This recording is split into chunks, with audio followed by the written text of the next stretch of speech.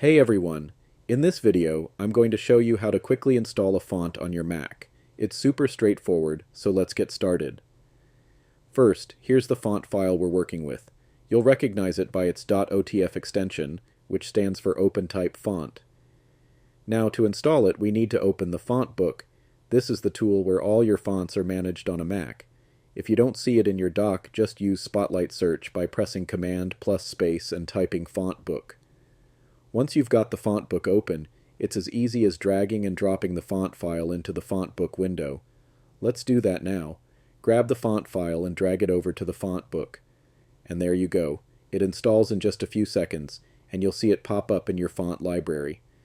If you have multiple fonts to install, no problem. You can select all the files at once and drag them into the font book together. Let's try that. I've duplicated the font here. Now I'll drag both files in at the same time. As you can see, they're installed simultaneously. Super handy when you're working with a collection of fonts. And that's it. Your fonts are ready to use in any application that supports them.